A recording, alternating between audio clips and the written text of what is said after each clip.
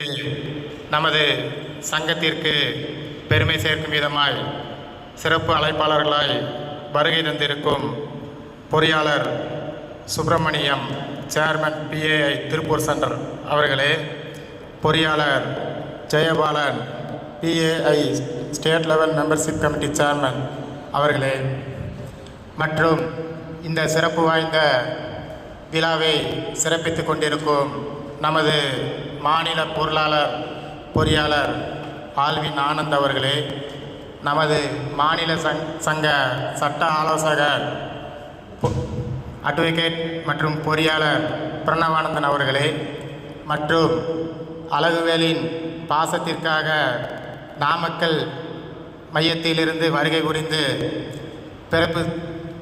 சிறப்பு சேர்த்து கொண்டிருக்கும் நாமக்கல் வரும் 26ஆம் தேதி பதவியேற்பு விழா காணவிருக்கும் நாமக்கல் மாவட்ட மைய தலைவர் பொறியாளர் சசிகுமார் மற்றும் அவருடன் வந்திருக்கும் பொறியாளர் வினோத்குமார் அவர்களே, மற்றும் தேனி மையத்திலிருந்து இப்பதவி விழாவை சிறப்பிக்க வருகை தந்திருக்கும் தேனி மாவட்ட மைய ஒருங்கிணைப்பாளரும் நமது மாநில செயற்குழு உறுப்பினருமான பொறியாளர் விக்னேஷ் அவர்களே, மேலும் அவருடன் வருகை புரிந்திருக்கும் தேனி மையத்தைச் சார்ந்த நமது மாநில செயற்குழு உறுப்பினர் பொறியாளர் ஜாகிர் ஹுசேன் அவர்களே, மற்றும் இப்பதவியேற்பு விழாவிற்கு கோவையிலிருந்து வருகை தந்திருக்கும் கோவை மைய தலைவர் பொறியாளர் பூபதி அவர்களே, மற்றும் ஏனைய தமிழகத்தின் பல்வேறு பகுதிகளிலிருந்து வருகை தந்து கொண்டிருக்கும் அனைத்து பொறியாளர் சொந்தங்களையும் வருக வருக என வரவேற்பதில் மற்றற்ற மகிழ்ச்சி அடைகிறேன்.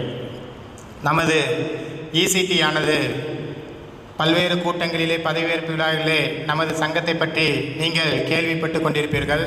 ஒரு 2 மாதங்களுக்கு முன்பு நமது பொறியாளர் அழகுவேல் அவர்கள், சார் 13 உறுப்பினர்களுக்கு மேல் சேர்ப்பது என்பது மிகவும் கடினமாக இருக்கிறது, எவ்வாறு அமைப்போம் என்று தெரியவில்லை என கூறினார்.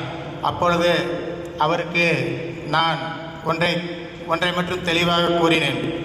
நமது சங்கத்தில் உறுப்பினராக சேர்க்க எந்த சூழ்நிலையிலையும் பிற சங்கங்களில் உள்ள பொறியாளரை எந்த சூழ்நிலையிலையும் அணுகக்கூடாது என்பதை அவருக்கு ஆணித்தரமாக நான் முன்வைத்தேன். பிற சங்கங்களில் உள்ள உறுப்பினர்களையோ நிர்வாகிகளையோ வற்புறுத்தி அழைத்து நமது சங்கத்தில் சேர்க்கக்கூடாது என்பதை ஒவ்வொரு கூட்டத்திலையும் நமது சங்க பொறியாளர்களுக்கு தெளிவுபடுத்தி வருகிறோம். அதை கடுமையாக கடைபிடிக்க வேண்டும் என்பதை தெளிவுபடுத்தி வருகிறோம். அதையும் அவரிடம் கூறினேன். நீங்கள் ஒரு ரயில், ஒரு ட்ரெயின் எப்படி போய்கிட்டு இருக்குது, அந்த மாதிரி அதோட ஓட்டம் இன்ஜின் தான். நீங்கள் முன்னோக்கி நீங்கள் போய்கிட்டே இருக்கணும், எதை பற்றி யோசிக்கக்கூடாது. ஒரு ஸ்டேஷன் வருதா, அங்கே நிற்கிறோம், இறங்குறவங்க இறங்குவாங்க, ஏறுறவங்க ஏறுவாங்க. அந்த ட்ரெயின் அதோட ஓட்டத்தை நிறுத்தாது. அதோட இலக்கு அடைகிற வரைக்கும் அது ஓடிக்கிட்டே இருக்கும். அந்த இலக்கு அடைகிற வரைக்கும் நம்ம கூட கடைசி வரைக்கும் வர்றவங்க வருவாங்க. அதே மாதிரி தான் சங்கங்கிறது ஒருத்தர் இருந்தாலும் இல்லாட்டியும் அது தொடர்ச்சியாக அதோட இயக்கம் இயங்கிக்கிட்டே இருக்கும். இடையில நிறைய பேர் வருவாங்க, பாதியிலே இந்த சங்கத்தோட செயல்பாடு சரியில்லை பிடிக்கலன்னு பாதி பேர் போவாங்க. வர்றவங்களை பற்றியும் இடையில இறங்குறவங்களை பற்றியும் கவலைப்படக்கூடாது. சங்கத்தை பற்றி முழுமையாக உணர்ந்து நம்ம கூட தொடர்ச்சியாக பயணிக்கிறவங்களுக்காகத்தான் நம்ம சங்கம் இருக்குது. அவங்கள கூட்டிட்டு நம்ம இலக்கை நோக்கி போகணும். திரும்ப மெயினாக நம்ம சங்கத்தை பொறுத்தளவு என்னென்னு கேட்டிங்கன்னா, தமிழ்நாடு லெவலில் இருக்கிற பொறியாளர்கள் நேரடியாக உறுப்பினராக சேர்ற ஒரே சங்கம் கட்டிட பொறியாளர்களுக்கான சங்கம் நம்ம சங்கம்தான். தமிழ்நாடு லெவலில் உறுப்பினர்கள் நேரடியாக சேர்ற சங்கம். அந்த வகையில் நம்ம ECT தனி சிறப்பு வாய்ந்த சங்கம். அதே மாதிரி ஆண்டு சந்தா அதாவது பணம் ஒரு பொறியாளர் ஒரு சங்கத்தில் சேர்றதுக்கு தடையாக இருக்கக்கூடாதுங்கிறதுக்காகத்தான் நம்ம ஆண்டு சந்தா நுழைவு கட்டணம் 2000, அதுக்கப்புறம் வருஷத்துக்கு ஒரு தடவை 1000 வாங்குகிறோம். இது எதுக்குன்னு கேட்டிங்கன்னா, இந்த தொகை அவங்களுக்கு ஒரு சுமையாக இருக்கக்கூடாது. இதையும் 2000 உறுப்பினருங்கிற இலக்கை அடைஞ்ச உடனே நம்ம 500 மாத்திர ஐடியாவில் தான் நம்ம இருக்கிறோம். இது எதுக்குன்னு கேட்டிங்கன்னா, இந்த பணங்கிறது அவங்க இருக்கிறாங்க அப்படிங்கிறத உறுதிப்படுத்துறதுக்காக ஒரு இதான், மற்றபடி வேறு ஒன்றும் கிடையாது. அதே மாதிரி இந்த பதவியேற்கிற அனைத்து நிர்வாகிகளுக்கும் எல்லா கூட்டத்திலையும் சொல்கிறத இந்த கூட்டத்து வாயிலாக உங்களுக்கு சொல்லிக்கிறேன். எந்த சூழ்நிலையிலையும் நீங்கள் இந்த உறுப்பினர்கள்ட்ட நம்ம வருஷத்துக்கு வாங்குகிற இந்த 1000 ரூபாயை தவிர எந்த சூழ்நிலையும் அவங்ககிட்ட எந்த பணமும் வாங்கக்கூடாது. இதை நீங்கள் கண்டிப்பாக கடைபிடிச்சு தான் ஆகணும். உறுப்பினர் கையிலிருந்து நம்ம 5000 10,000 எடுத்து சங்கத்தை நடத்தணுங்கிற அவசியம் கிடையாது. அந்த வேலையை நம்ம எப்பவுமே செய்யக்கூடாது. உறுப்பினர்கள் நலனை பாதுகாக்கிறதுக்காக நம்ம உருவாக்கப்பட்ட சங்கம். ஆண்டுக்கு 1000 ரூபா வாங்குகிறோம். அதை தவிர எந்த ஒரு பணமும் நம்ம உறுப்பினர்கள்ட்டேருந்து நீங்கள் வாங்கக்கூடாது. அதே மாதிரி ஸ்பான்சர் கேள்வி கொடுப்பாங்க. நம்ம வந்து லட்சக்கணக்கில் ஒவ்வொரு சிமெண்ட் கடையாக இருக்கட்டும், கம்பி கடையாக இருக்கட்டும், நம்ம வந்து நிறைய அவங்களுக்கு தொழில் சார்ந்த வாய்ப்புகள் நிறையா நம்ம உருவாக்கி கொடுக்குறோம். அவங்ககிட்ட வந்து நம்ம உங்களுக்குன்னு கேட்டீங்கன்னா கொடுக்க மாட்டாங்க. அழகுவேல் வீடு கட்ட போகிறாரு, ஒரு 100 மூட்டை சிமெண்ட் கேளுங்க, கொடுக்க மாட்டாங்க. அதே மாதிரி நீங்கள் இங்கே திருப்பூர் மாவட்டத்தில் இசிடி மையத்துக்கு நாங்கள் ஒரு சொந்த பில்டிங் கட்ட போகிறோம், ஒரு 100 மூட்டை சிமெண்ட் வேணும்னு கேளுங்க, கொடுப்பாங்க. கம்பி வேணும்னு கேளுங்க, கொடுப்பாங்க. அந்த மாதிரி நம்ம தொழில் பண்ணுறோம், அந்த தொழில் வாய்ப்புகளை தான் நீங்கள் கேட்கணும். அது மெயினாக வந்து நம்ம கடைபிடிக்கணும். அதே மாதிரி எந்த சூழ்நிலையையும் நீங்கள் வந்து வேறு சங்கத்தை வந்து தொந்தரவு பண்ணக்கூடாது. நம்ம வந்து இன்னொரு சங்கத்துக்கு வந்து போட்டி கிடையாது. நம்ம வந்து தமிழ்நாட்டில் இருக்கிற இது மற்றும் ஒரு சங்கம் கிடையாது. ஒரு பொறியாளர்களுக்காக ஒரு மாற்றத்திற்கான அங்கம். எந்த சங்கத்துக்கு நம்ம மாற்று கிடையாது. இந்த மாற்றத்திற்கு பொறியாளர்களோட இப்போ உள்ள சூழ்நிலை வந்து கட்டட தொழிலை பாதுகாக்கணுங்கிற சூழ்நிலை போய் ஆண்டுக்கு ஆண்டு பொறியியல் கல்லூரிகள் எண்ணிக்கை குறைஞ்சிட்டு வர்றது நீங்கள் எல்லாருக்குமே தெரியும். அதுலேயும் பொறியியல் கல்லூரிகளையும் கட்டிட பொறியியல் படிப்பு வந்து ரொம்ப கம்மியாகிட்டு வர்றது தெரியும். நம்ம கட்டட தொழிலை பாதுகாக்கிறதுக்கு போராடின காலம் போய் எஞ்சி இருக்கிற கட்டிட பொறியாளர்களை பாதுகாக்கக்கூடிய சூழ்நிலைக்கு நம்ம தள்ளப்பட்டிருக்கிறோம். இந்த எஞ்சி இருக்கிற கட்டிட பொறியாளர்களை பாதுகாக்கிறதுக்காகத்தான் இந்த சங்கம் இருக்குது. பொறியாளர்களை ஏன் பாதுகாக்கணும்னா, வருஷத்துக்கு கிட்டத்தட்ட தமிழ்நாடு ஃபுல்லாக எடுத்துட்டிங்கன்னா ஒரு வருஷத்துக்கு கிட்டத்தட்ட ஒரு குறைஞ்சபட்சம் ஒரு 10,000 to 12,000 இன்ஜினியர்ஸ் வந்து தொழிலை விட்டு போயிடுறாங்க, காணாமல் போயிடுறாங்க, வறுமை நிலைக்கு போயிடுறாங்க. இதுக்கெல்லாம் அடிப்படை காரணம் என்னன்னு கேட்டிங்கன்னா, அவங்களுக்கு ஒரு அமைப்பு இல்லை. அதாவது எல்லா ஊர்லேயும் அமைப்பு இருக்குது, அந்த அமைப்பில் அவங்களுக்கு சேர்றதுக்கான வாய்ப்புகள் இல்லை.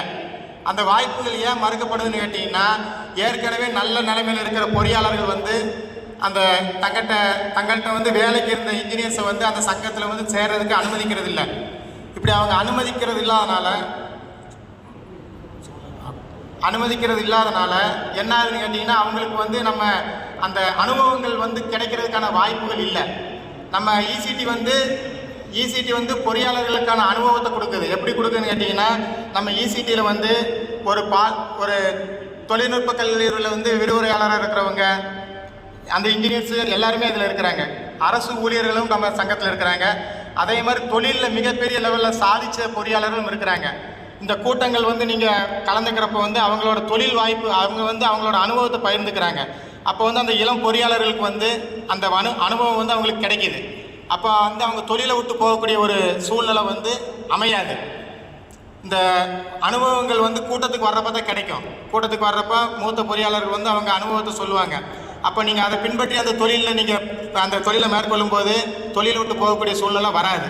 ஒரு சிவில் இன்ஜினியர் வந்து எப்படின்னு கேட்டிங்கன்னா, ஒரு குடும்பத்தில் ஒரு சிவில் இன்ஜினியர் இருந்தாருன்னா அந்த குடும்பமே நல்லாயிருக்கும்.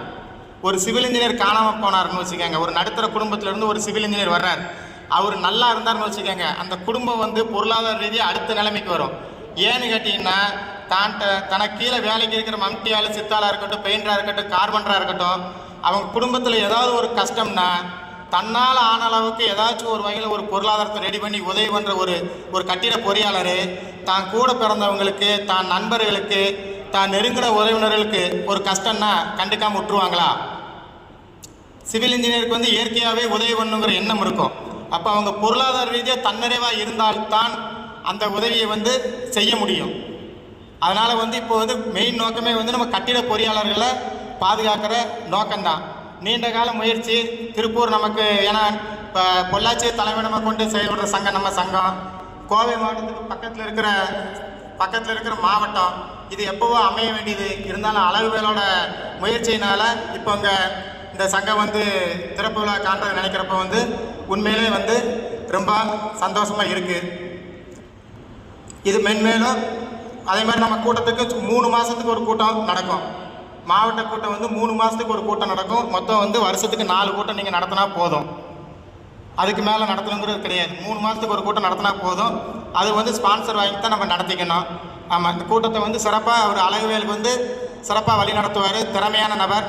அவருக்கு வந்து இங்கே இருக்கிற அனைத்து சக பொறியாளர்களும் முழு ஒத்துழைப்பு நல்கணும்னு கேட்டுக்கிறேன். இந்த வாய்ப்புக்கு நன்றி கூறி விடைபெறுகிறேன். நன்றி, வணக்கம்.